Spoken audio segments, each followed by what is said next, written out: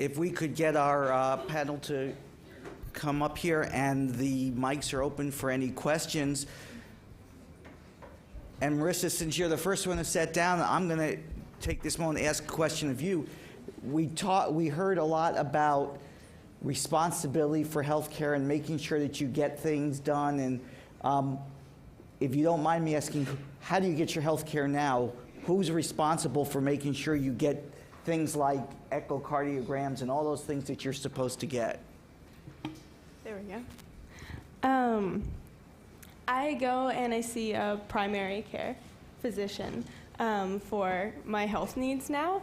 And actually just recently, I was having a lot of difficulties of, okay, when am I ever going to feel better? And it was my mom who said, we need to seek out a survivorship program for you. And so just next month actually is my first appointment with City of Hope, their survivorship program. And so then I'll be going to them. So I'm optimistic about that. Right, thank you. And I see that I think the majority of patients don't have the benefit of, Lisa or Kevin, the kinds of programs that you have at your sites. Bob, that you guys have at your sites. So I think Marissa's story is more the norm than not. So how do we change that? I mean, I don't think there's ever going to be enough survivorship programs around where, as you pointed out, Kevin, that 380,000 survivors are going to be able to go. I know we can streamline it a little bit with risk, but how do we do this? What's your thoughts? First of all, let's say yay to moms. Moms do a great job at getting patients back to the care they need, and that was a beautiful story, Melinda. I think one of the things that she said is key is getting the information out not only to primary care providers but also to the patients. And at different points in time, they're ready to hear different pieces. And it's scary. And I've had plenty of our patients say, you know, the first time we sat down and talked about it, I went home and I thought, wow, that's overwhelming. But now I know what to do. Now I have a scorecard that I can move forward with. We can do the same thing with clinicians, with primary care providers, and that's why that communication is so important. Melinda's very right. Most of the patients are going to be followed out in the community for a whole host of reasons, and making sure that they're educated as they go through their cancer therapy. When they come off of their therapy, we have long-term follow-up programs at virtually every pediatric treating institution now. And for a patient not to be followed in those is almost, yeah, I'll say it, substandard care. I'll go on record and say if a patient is followed at a cancer center in the country and they're not referred to a long-term follow-up program, that's just not the standard of the care, because our nurse practitioners, our PAs, our clinicians involved in this area do such a great job at educating and counseling the patient. But remember, the patient's a child and they're growing into an adult, and they have different needs at different time points, and so do their parents. And as they separate out, keep that communication going on. So even if they can't come back to a specialized long-term follow-up program, they have a basic knowledge of what they need, and that it can be formed a communication. Smita Bhatia is here, myself, Lisa, Kenny, others. We get calls all the time from people all over the country, from patients and from clinicians saying, what should I do? And we never mind sitting down and just saying, here, let me think through. We've made more treatment summaries for patients I've never seen, just simply trying to provide them with the key information and provide the ability to communicate. So those are just a few steps. It's not a magical cure. I'm a primary care physician. My primary care docs will say, top 100 things that I see in my office, childhood cancer doesn't even make it to the top 200 or the top 300. There's no reason that I'm going to go to education other than to know I need to pay attention. And beyond that, that's what you want people to do. You want to develop that conduit of communication. Okay. Any other comments on that? Lisa, so for those who don't know, I think oncology, pediatric oncology is a little different, where we really take over the primary care. We take over the whole care of the patient. And so many of them lose that relationship with their primary care physician, especially if you're, for instance, a leukemia who's been on therapy for 3 years. What do you do, or what would you recommend? How do you get people back engaged with the primary care physician, who is sometimes afraid of taking care of these patients who are off therapy, and certainly hasn't had, in most cases, a very strong relationship with the patient over the last few years. I'm actually going to defer to Kevin to speak more to that, but as he's the primary care physician here. But I think it also speaks to, on the pediatric oncology side, is paying more attention to delivery of care plans and treatment plans and information to the patient and the families to empower them to be able to speak to their primary care physician. And Kevin made the point that, yes, their development changes over time and their information needs change over time. But certainly I think part of what we need to do on the pediatric side is not only provide the information, but as the patients grow up and they're going to college and they're going to be interacting with primary care physicians, is helping the parents teach the children about their treatment history and not have the parents just be the sole keepers of that history, so that if somebody like Melinda walks into primary care in college and they're, general practitioner is asking what your history is, she can accurately talk about the treatment she had and the kind of cancer she had. I just had one developmental psychology comment about this, and that is the challenge of this gets sort of amplified by the normal developmental stage that young people are in. So for probably most people in this room, when you went off to college and when you had your first job, you rarely went to a physician for regular care, and if there was anything that was wrong with you, you rarely knew what it was, and you didn't really want to talk about it. So I think the challenges here get amplified by the normal developmental stages that young cancer survivors are going through.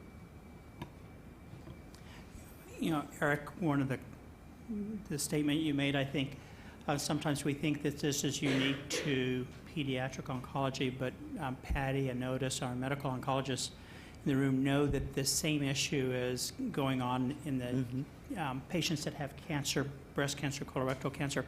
There is such a change in the way the healthcare is delivered over that time period. And just as in Melinda's story where there was a 5-month delay, same happens with a lot of adults, that there's a delay in diagnosis. And so there's a guilt. There's a guilt both ways between the patient, the family, the provider. And then we have a healthcare plan that changes 3 times while they're on therapy. And then for the childhood cancer survivors, they're going off to college or going on and building their careers or their lives with that. And so there's a separation with that. So I still think it comes back to the patient and the family. And when I was sitting here listening to it, I was taking notes, and Bob's talk, I was sitting here thinking of any one thing I could do at Sloan Kettering that would make a difference. It would be teaching problem-solving skills. It's that empowerment that we do early on, that we equip people. And that's exactly what Melinda did. She fought through those different things and sorted out and solved the problem. She took the advice of her mother. She acted upon it.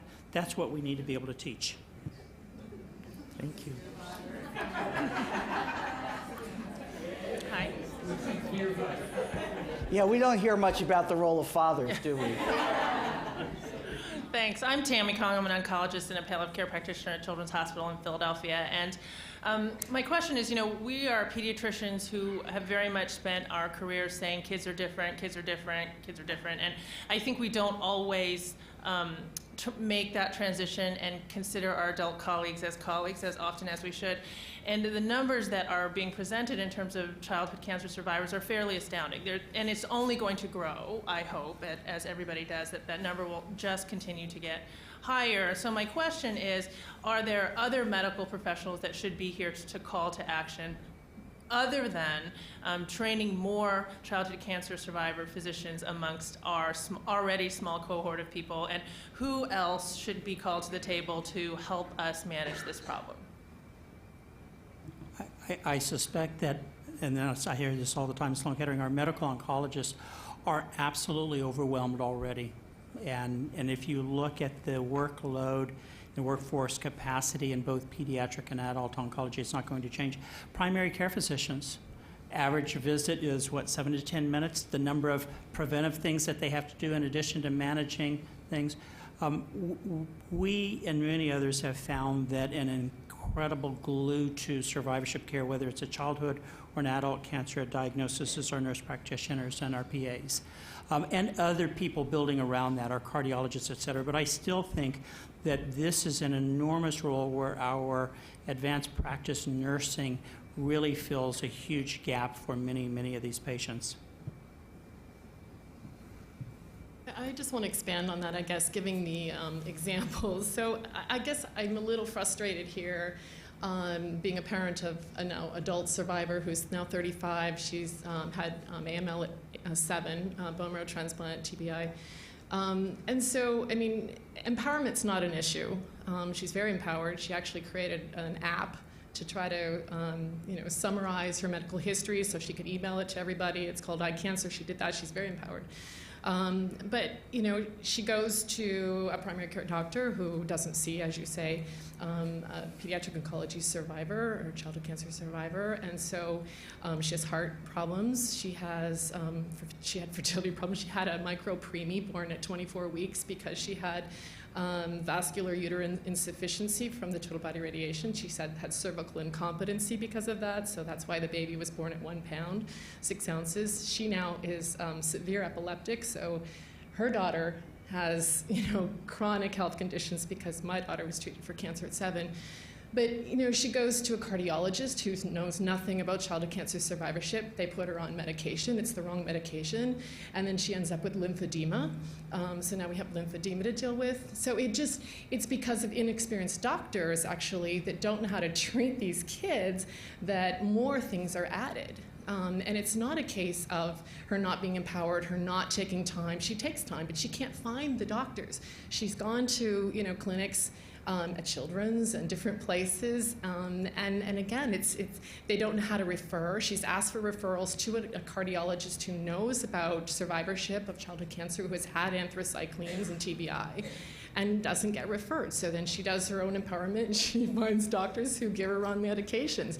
So I think we have a real problem that just, I think as long as the kids and survivors are in the pediatric facility and being followed, I think they are seeing pediatric cardiologists and endocrinologists. But once you get out into that adult world, no one's facilitating that and referring to someone experienced in endocrinology or someone who's experienced in gynecology or cardiology. And so you end up with babies born at 24 weeks. And it's a huge issue.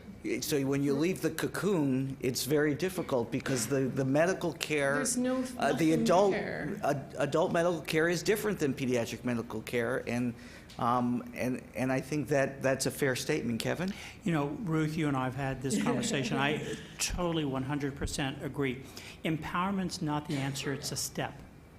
And if you don't have the ability to get access to the right place at the right time, it doesn't matter how empowered you are. And we definitely have seen a growth in the capacity for taking care of high risk, and Naomi fits right into that perfect group of the high risk where it really needs some follow-up care with providers that are used to it. Cardiologists, late effects people, et cetera, et cetera.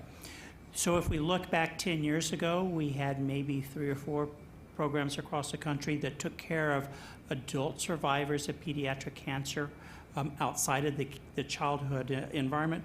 And now we have probably 15, 20, 25. It's too few. It's growing. There are some really, really good programs around. The penetrance has to increase on there, but that's a problem. But her empowerment, I will challenge you, kept her from being potentially a statistic on some of my slides where we see mortality because of a non-diagnosis or a late diagnosis. Yes. Her empowerment actually got her headed in the right way, just with the wrong care. And she has a baby that's alive. Right, That's exactly and right. your story and her story is not unique. I mean, we hear that all the time. Absolutely. And that's part of why we're here today. Patty Gans, UCLA, and I also run a survivorship program at UCLA with my colleague Jackie Casillas, who's a pediatric oncologist, and so we share a lot of, I share with her a lot of this experience, and I wanted to speak to just really 2 points. Really is the absolute need for integration of psychosocial care at the time of transition. During treatment, I think, you try to do as much as you can with these kids, but Melinda's story is so typical. I mean, we have a unit for teens and young adults that are really focusing on the 13 to 25-year age group. And, we see them out the other end when they're young adult survivors of cancer.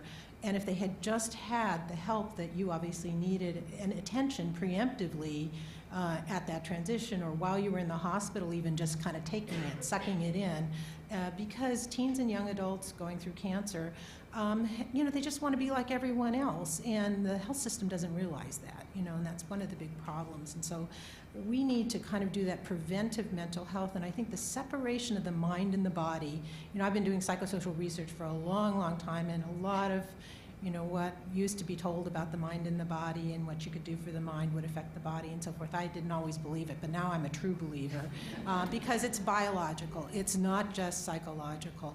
And the fatigue and the cognitive issues are probably related to a systemic response to what happened to you with your treatment on the brain and so forth. We know they're connected. There's a biology.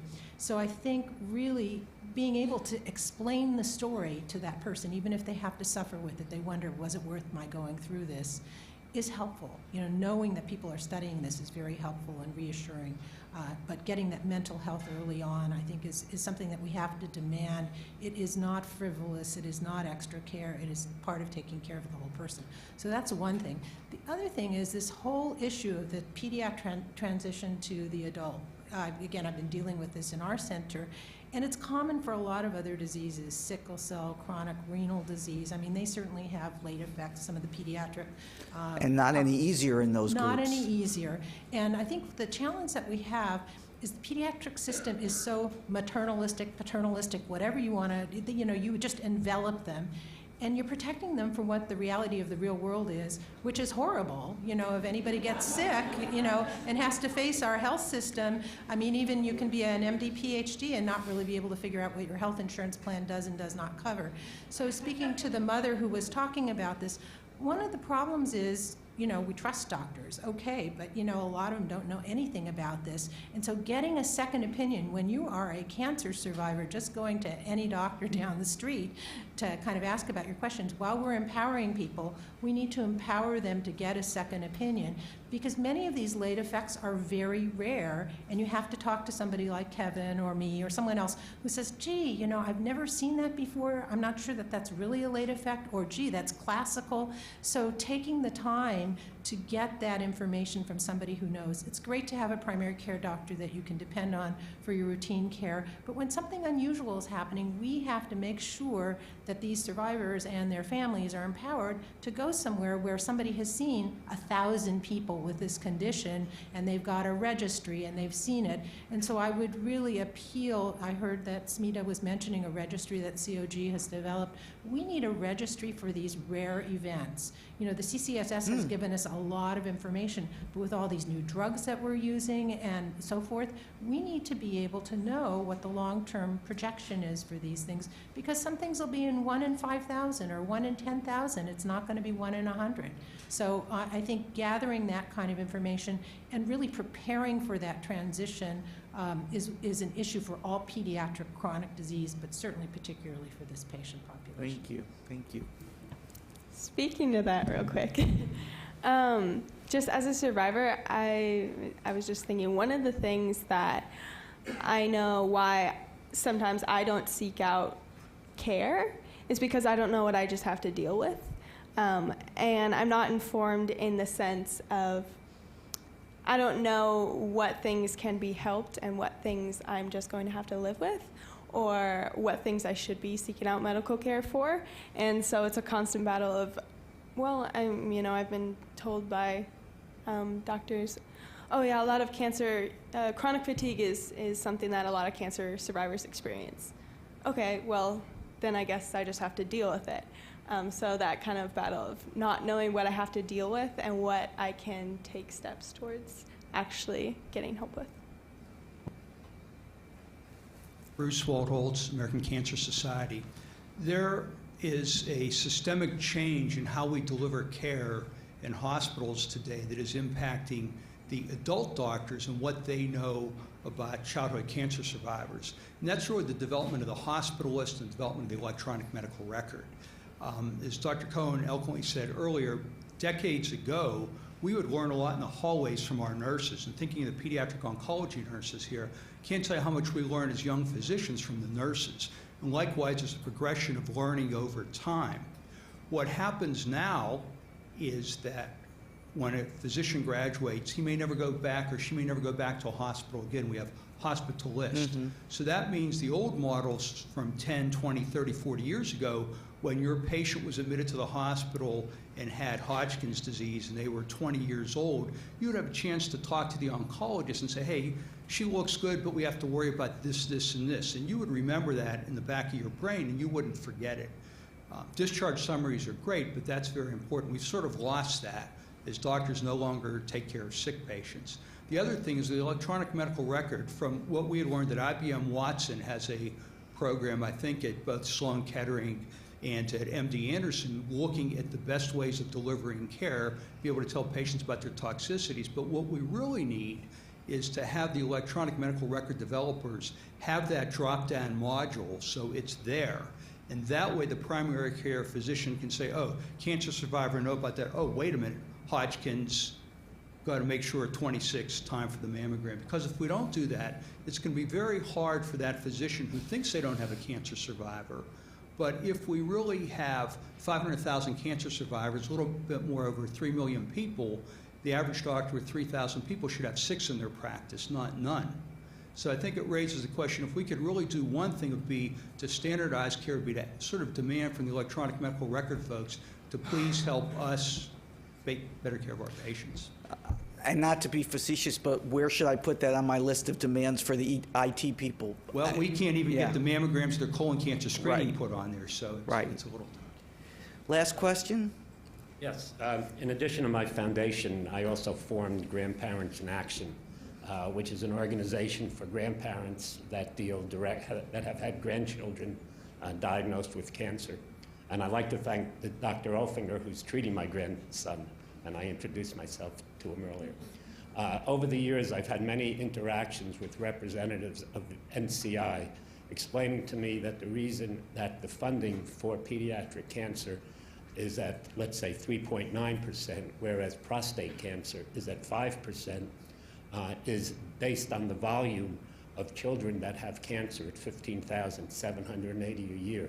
Why isn't the survivorship issue brought to the NCI so when they look at the amount of money allocated to childhood cancers, they're not only thinking about the 15,780 children diagnosed a year, which is less than men getting prostate cancer at age 65, but they're also thinking about the 380,000 survivors. We actually have one of our champions in here. She's blushing. She knew I'd. Julia Rowland has really fought long and hard for us, as well as many of our other NCI colleagues. And the NCI capacity for survivorship has grown tremendously. We compete on a level that I think, Smita, I was listening to the palliative care earlier. I think of our early days of, we could count the number of grants on 2 hands, and now to think that we have really built capacity that Lisa and Bob and I and many others can come up and talk about a lot of funded work is no small thing from Julia and the others. And I obviously expect to see the same thing happening with our palliative medicine initiatives. So we are making progress. And I'll, with Otis up there, I'll say that American Cancer Society and Leukemia and Lymphoma Society and multiple other groups have made a real effort in funding survivorship research. So Julia Rowland, National Cancer Institute, your Office of Cancer Survivorship, pay your taxes. That's probably as far as I can go with that. And one of the gratifying things, aside from the fact that we've really seen the portfolio of science and survivorship research grow at the NCI, in part because we have an office, but we also have incredible champions who've been out working hard in the trenches to make sure we have those finances, that we have the expertise, who've been willing to enter the field. It's been incredibly gratifying to watch that grow over time. We have IOM reports that have been given to us with mandates that we can then take and talk to policymakers and say, we need to be doing something about this. And I will say that in terms of pediatric research, because it's been our vanguard of the survivorship movement, if you look at the dollars that are spent and you look at our survivorship portfolio, given their relative incidence in the prevalent population, very small part of our 14.5 million survivors in the United States, but disproportionately we're funding in that area because these are our vanguard. This is where we've learned some of the really provocative science. These are the individuals who are going to have lifetimes ahead of us. So we try not to get into the site wars if we can help it, but really trying to look at where the science is. And because I have the mic, a couple of things. So Patty made a wonderful comment about the fact that we do things very differently in pediatric oncology. I started in pediatric oncology, and I was horrified when, after I had my first child and had to get out of pediatric oncology for a couple of years and went to the adult model, I was horrified at the care that we deliver to adults in that community. Why can't we embrace the pediatric model, which is whole family care that looks at the developmental outcomes? We're looking at quality of life and future. We're tailoring a language that we use to talk to patients who are coming through the system. We make sure that there's support in place. Why can't we do that in the adult world? Why can't we take some lessons and take that up into the adult world? So that's one thought. We're at a moment in time where the Institute of Medicine, because of advocacy, we have now carrots and sticks system for the survivorship care plans. I'm worried about it, though, because I want to be sure we do, as Patty said, take that opportunity as patients are leaving treatment, making the transition into follow-up care, survivorship care, if you will, that we are assessing them for the problems that are residual so that we make sure that, Melinda, you would know how long might your fatigue last, when was this kind of foggy memory going to resolve, what can I be doing, and engage you in that conversation. It's not about a piece of paper. I don't care, you put it on an electronic system. It's a dialogue, and if we're not focused on the process, we are going to miss the boat on this. So my challenge to this community is, how are we going to ensure that we do this in the most intelligent way, where that becomes the other big C word, communicate, communicate, communicate, use this as a communication opportunity that is unique, and then look at the outcomes so that we can make this policy. Because if we don't have some way of showing that we are changing behaviors, changing outcomes, changing practice, why do this? So I think we have some important moments in time to make a difference. Thank you. Thank you. Otis? Yeah. Otis Brawley from the American Cancer Society. I used to be a National Cancer Institute administrator 15 years ago, and I feel the need to try to explain that the way that the NCI funds things is, for the most part, you submit a grant, and if the grant is viewed as being really good science, then it gets put in line to be funded. They fund them until they run out of money. Now, unfortunately, right now, they fund the top 10% of the grants that they receive. Nobody's sitting there saying we want to do more in breast cancer and less in pediatric cancer. That being said, they do occasionally set aside money, and all of us were slow to get around to survivorship work for pediatrics as well as for adult medicine. Actually, I think adult medicine's probably behind pediatrics at this point. I would encourage folks to not get into what I call disease Olympics, which is I want more money for my disease, and I want to spite your disease. We're all arguing for a larger slice of the same size pie.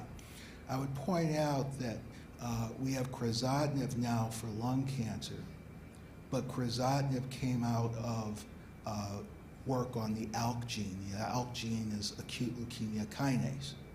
And actually it passed through something that was called thyroid cancer research before it got to lung cancer.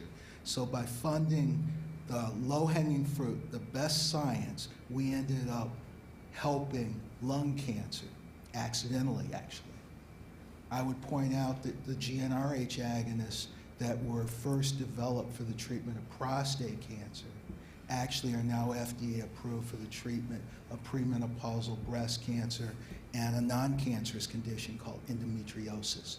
So let's not get into the disease Olympics. We could actually spite pediatric cancer by trying to fund pediatric cancer more and take money from other things. I'd point out that the RAS initiative that Harold Varmus has up in Frederick, which most people think of as a lung cancer or colon cancer project, is really important to a number of cancers. If we can ever control RAS, we can cure neuroblastoma. Mm-hmm. If we can ever control RAS, we can cure a number of other cancers as well. So all of these cancers have things in common. I'll end by going back to this disease Olympics thing. We are forced to categorize how money is spent from the NCI by disease by the Congress. And whenever someone writes a grant, they have to declare what disease they are working in. Right now,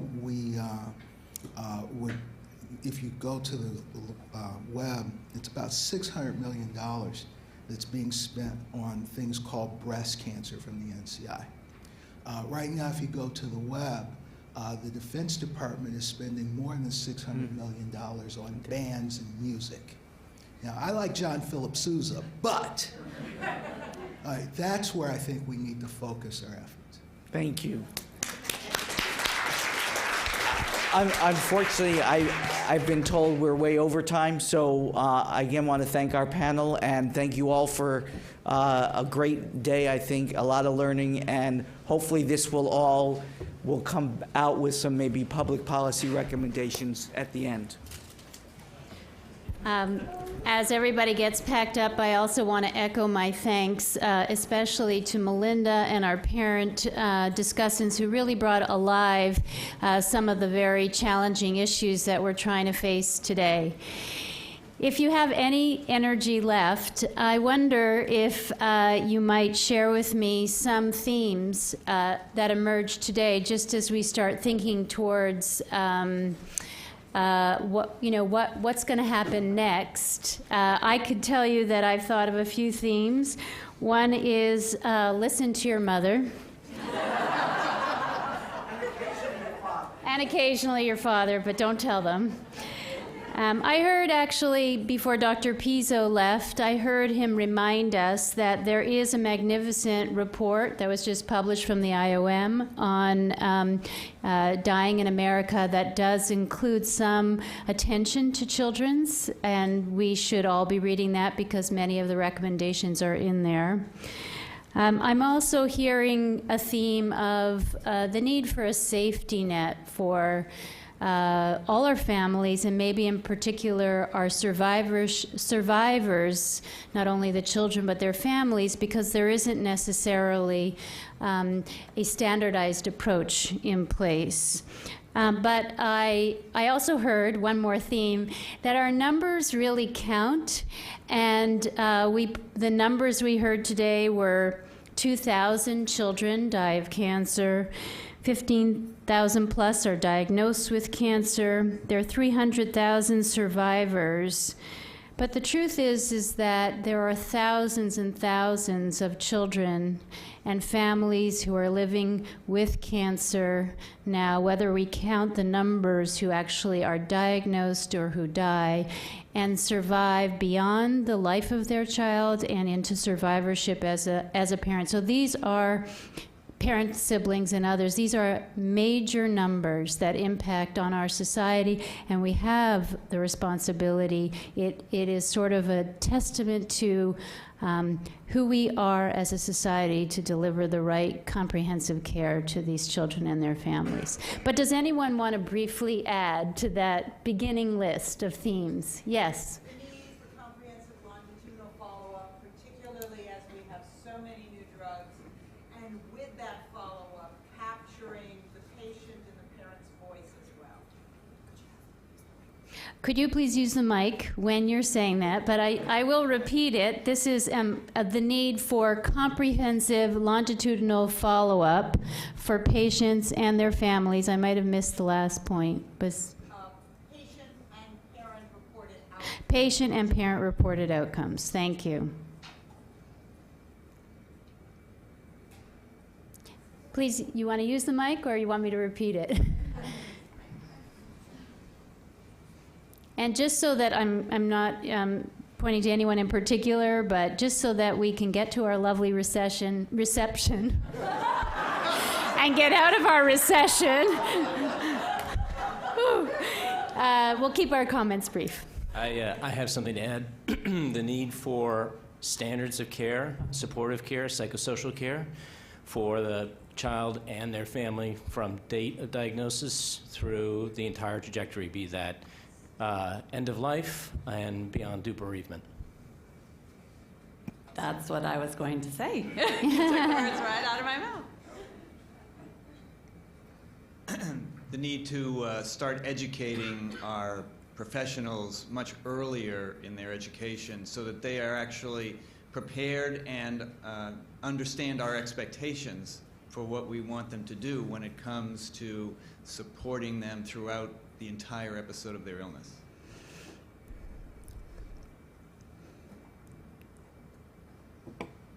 To make sure that no child is referred home to hospice without having a pediatric provider.